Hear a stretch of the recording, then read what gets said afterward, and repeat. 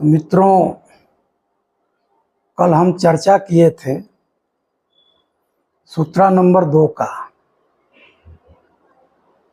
योग क्या है।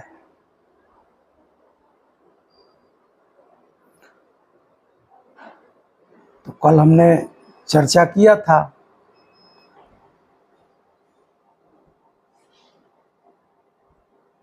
आज हम चर्चा करेंगे सूत्र नंबर 3 का, तीसरे का। जब चित्त की वृत्तियों का निरोध हो जाता है अकॉर्डिंग टू सूत्र नंबर 2, तो प्रश्न तो यह उठता है कि हमें लाभ क्या मिलेगा। कोई भी व्यक्ति कुछ करेगा तो उसके सामने एक प्रश्न तो आता है ना कि हम करें क्यों, हम योगा क्यों करें, हमें लाभ क्या मिलेगा।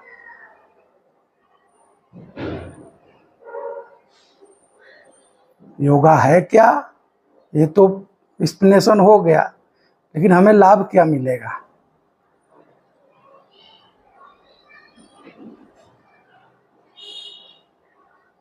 तो कोई कहता है कि जो चाहेंगे वो सब आपकी इच्छाओं की पूर्ति हो जाएगी, जो चाहेंगे पूरी दुनिया आपके मुट्ठी में आ जाएगा, जितना धनोपार्जन चाहेंगे वो कर सकते हैं। कोई कुछ कहता है, कोई कुछ कहता है, लेकिन पतंजलि यहाँ पे कह रहे हैं कि चित्त की वृत्तियों का निरोध हो जाता है। तो निरोध होता है तो देन लाभ क्या मिलेगा, दृष्टा अपने स्वरूप में स्थित हो जाता है। तीसरा सूत्र है दृष्टा तदा द्रष्टु स्वरूप स्थानम, दृष्टा अपने स्वरूप में स्थित हो जाता है। तो दृष्टा अपने स्वरूप में स्थित हो जाता है तो मिलेगा क्या, मिलता यह है कि जो आपके जीवन में सफरिंग था वो सफरिंग बहुत कम से कम हो जाता है। ऐसा नहीं कि आप 100% सफरिंग खत्म हो जाएगा।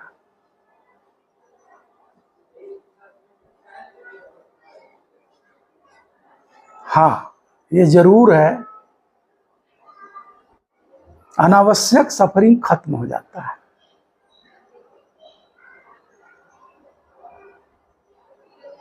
जो दुख है वो दुख खत्म हो जाता है। प्रॉब्लम आएगा, प्रॉब्लम खत्म नहीं होता। अगर आप इस शरीर में रहते हैं तो प्रॉब्लम, समस्याएं नहीं खत्म होती है। योगी समस्या को शांतिपूर्वक ढंग से उसको हैंडल करने जानता है, उसकी एनर्जी टूटती नहीं है, वो प्रक्रिया कम से कम करने लगता है।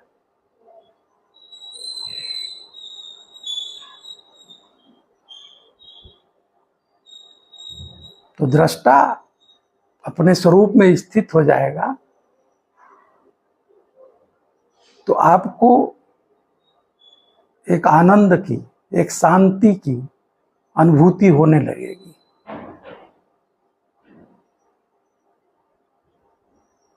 आपकी सेंसेस, पांचों इंद्रियां काफी सेंसिटाइज हो जाता है। दूसरे की तुलना में ज्यादा सेंसिटाइज नहीं हो जाता है, उसमें तुलना करने का सवाल नहीं है। पहले आपके जो 5 सेंसेस है, आँख, कान, नाक, त्वचा, जिह्वा, ये जो है काफी सेंसिटाइज होता है। वो रिसीवर, उसकी क्वालिटी, फॉर एग्जाम्पल कोई चीज जब आप देखते हैं बिना ईगो के तो उसकी ब्यूटी और ज्यादा आप देखने लगेंगे। लिसनिंग आपका क्वालिटी बढ़ जाएगी, टच की क्वालिटी बढ़ जाएगी, स्वाद की क्वालिटी बढ़ जाती है, स्मेल की क्वालिटी बढ़ जाती है। ये सब होता है। इतना ही नहीं है, विभूति पाद में पतंजलि कह रहे हैं, बहुत सारे सूत्रों में चर्चा किया है उन्होंने सिद्धियों की, एकम्प्लिशमेंट की सिद्धि, बहुत सारी सिद्धियां हैं। योगी उड़ने लगता है, लोगों को लगता है ऐसा, योगी उड़ने लगता है, जो चाहता है वो हो जाता है। तो इस सूत्र में हम ज़्यादा सिद्धियों के बारे में नहीं जाएंगे, जब सिद्धियों का टाइम आएगा तो उस पर हम विभूतिपाद की जब चर्चा करेंगे तो वहाँ हम व्याख्या करेंगे, इसका एक्सप्लेनेशन करेंगे। लेकिन पतंजलि को अगर आप सही समझते हैं तो पतंजलि का सूत्र मेरे दृष्टिकोण में यह कहीं नहीं है कि योगी उड़ता है। आप उसका मीनिंग चाहे कुछ भी लगा लीजिए, ये आपकी मौज है।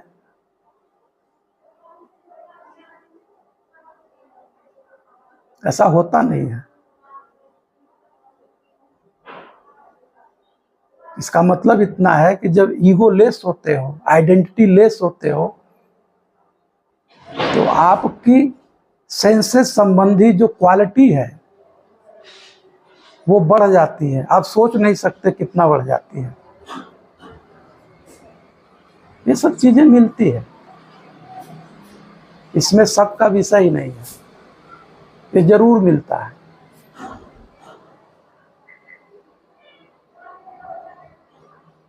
तो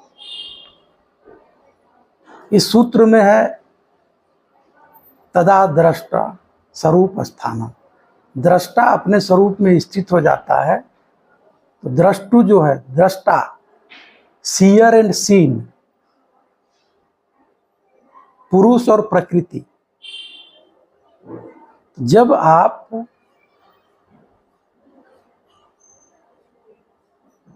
किसी चीज को देखते हैं एज ए ऑब्जेक्ट के रूप में, तो प्रकृति पुरुष के कंसेप्ट में, पुरुष के संदर्भ में सदैव प्रकृति ऑब्जेक्ट के रूप में आता है। 5 सेंसेस के माध्यम से, मन बुद्धि चित्त अहंकार, और 5 सेंसेस आप एक्शन, 5 सेंसेस आप नॉलेज के माध्यम से जब भी आप बाहर कृत्य करते हैं, बाहर जाते हैं, तो वो आपको ऑब्जेक्ट के रूप में दिखेगा। वो सभी सेंसेस पे अप्लाइड होगा, वो सिर्फ देखने पे ही नहीं है। सीयर एंड सीइंग, दृष्टा और दृश्य। तो जो कुछ आप देख रहे हैं वो चेंजेबल है। आप देखेंगे कि सब कुछ बदल रहा है, जो कुछ भी आप देख रहे हैं सब कुछ बदल रहा है। तो जो चीज बदल रहा है उसको अगर आप उस नियम को फॉलो करते हैं तो आपके अटैचमेंट धीरे धीरे कम होते जाएंगे। अगर उसका पालन नहीं करते हैं तो आपका अटैचमेंट बढ़ता जाएगा, आपका सफरिंग, आपका दुख बढ़ता जाएगा। अगर आप अटैचमेंट कम करते हैं तो धीरे धीरे आपका सफरिंग कम होता जाएगा। ये यूनिवर्सल लॉ है, ये हमारा या पतंजलि का या आपका किसी का ये रूल नहीं बनाया है, ये गवर्नमेंट का रूल नहीं है, ये परिवार का रूल नहीं है। किसी स्कूल का नियम नहीं है, ये किसी स्कूल का डिसिप्लिन नहीं है, किसी स्कूल का हार्मोनी नहीं है, व्यवस्था नहीं है। ये यूनिवर्सल लॉ है, प्रकृति में ऐसा चला आ रहा है। तो जो प्रकृति में आ रहा है उसको देखिए, उसको ऑब्जर्वेशन करिए, उसको समझिए। तो जब समझेंगे, टाइम देंगे तो दिखेगा। सिर्फ मेंटल नहीं, इंफॉर्मेशन के रूप नहीं, ट्रांसफॉर्मेशन के रूप में जब उसका हम ऑब्जर्वेशन करते हैं, observation without observer, as a unchoiceless witness, जब हम उसका ऑब्जर्वेशन, अध्ययन करते हैं, स्वाध्याय करते हैं, तो यह दिखता है। लेकिन हम आदती हैं, हम भूल जाते हैं। ये सबके साथ होता है। तो कोई जरूरी नहीं कि अभी सब ठीक हो जाए।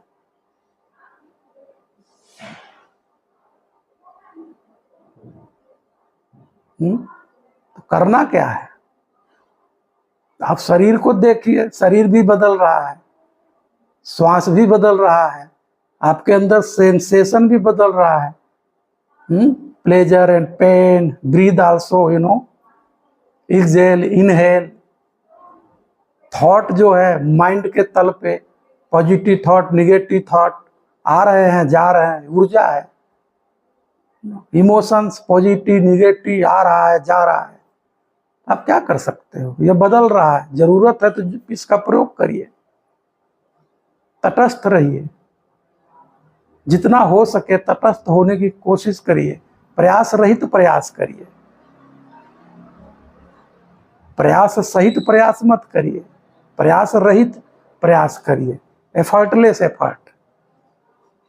तो होगा क्या, जब देखेंगे सब कुछ बदल रहा है तो आपका अटैचमेंट कम होता जाएगा, सफरिंग कम होता जाएगा। इतना साइंटिफिक ढंग से बातें कही जा रही है, पतंजलि ने इतने साइंटिफिक ढंग से, महापुरुषों ने कहा है। हम उलझना चाहते हैं तो उलझेंगे, निकलना चाहते हैं दुख के बाहर तो आप निकल सकते हैं। बहुत सिंपल बात है, नहीं समझना चाहते तो बहुत कॉम्प्लिकेटेड है। एज ए थ्योरिटिकल आपने यहाँ सॉफ्टवेयर में लोड कर लिया, लेकिन जीवन में बदलाव अगर नहीं दिखता है, आप कैसे उठते हैं, कैसे बैठते हैं, कैसे चलते हैं, आपके कृत्य कैसे चल रहे हैं, अगर ध्यान नहीं देते हैं तो आपका जीवन खुद बताएगा कि आप अपने जीवन में कर क्या रहे हैं।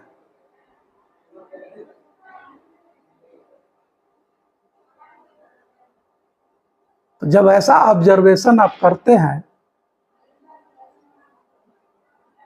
तो अटैचमेंट कम हो जाता है। जब कम हो जाता है तो दृष्टा अपनी ऊर्जा, जो उसकी ऊर्जा है, अपने केंद्र पे आने लगता है। केंद्रीकरण होता है ऊर्जा का। जो ऊर्जा टूट रहा था, बिखर रहा था, छिन्न भिन्न हो रहा था, वो ऊर्जा सेंट्रलाइज होने लगता है। जब ऊर्जा का केंद्रीकरण होता है, ऊर्जा का कम से कम क्षय होने लगता है, यह हम कह सकते हैं। तो वहां किसी ऑब्जेक्ट का आप नहीं देखोगे कि वहां कोई ऑब्जेक्ट मौजूद है, एक स्पेस होगा। वो इतनी सूक्ष्म ऊर्जा है कि उसको आप तो अभी भी बहस है कि ऊर्जा है कि ऊर्जा नहीं है। तो ठीक है, बहस जारी रहेगा, लेकिन हम लोगों का उद्देश्य क्या है? दुख का निवारण, सफरिंग के पार हम कैसे जाएं। वो ऊर्जा है कि नहीं है, ये तो चलता रहेगा बहस।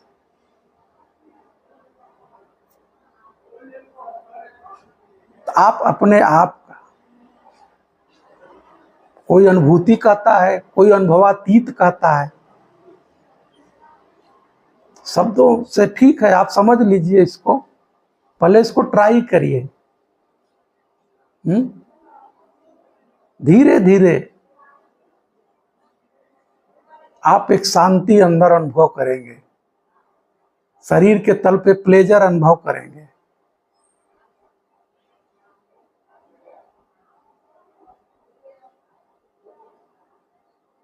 तो समय लगेगा। तो पहला सूत्र था अथ योग अनुशासनम, दूसरा सूत्र था योगश्चित वृत्ति निरोधा, तीसरा सूत्र है दृष्टा अपने स्वरूप में स्थित हो जाता है। तो देखा जाए तो पतंजलि का जो सूत्र है खत्म हो गया। जो टैलेंट है, टैलेंट मतलब जो हंगर है, जिसको भूख लगी है कि मैं कौन हूं, हु एम आई, वो जानना चाहता है, जिसके अंदर इंटेंसिटी है, जिसके अंदर त्वरा है। तो 3 सूत्रा में पतंजलि सारी बात बता दिए, बात खत्म हो गई। वो सीडलेस स्टेट हो गया, खत्म हो गया। अर्थ योग अनुशासनम से अर्थ जो है अब हम शुरू करते हैं। अगर इतने में बात नहीं समझ में आया तो साधन में जाना पड़ेगा, कुछ और करना पड़ेगा, दंड बैठक लगाना पड़ेगा, सत्संग करना पड़ेगा, ठोकरें खानी पड़ेगी, सफरिंग जारी रहेगा।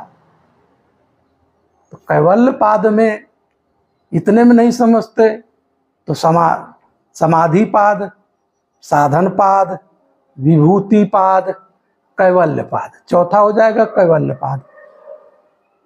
पहला समाधि पाद, दूसरा साधन पाद, तीसरा विभूति पाद, चौथा कैवल्य पाद। कैवल्य पाद में इति है। इति माने अंत, अंत माने सीडलेस स्टेट हो जाता है। तो यात्रा लंबी चलती रहेगी, उसकी व्याख्या चलती रहेगी, लेकिन जो टैलेंट है, वो जो समझदार है, जिसको ये बात समझ में आ गई है कि जो सफरिंग है उसके जिम्मेदार हम ही हैं, हम ही रिस्पॉन्सिबल है,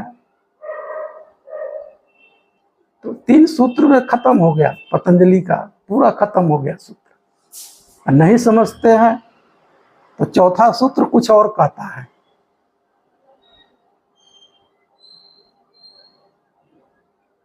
तो इसी के साथ हम अपने वाणी को विराम देते हैं।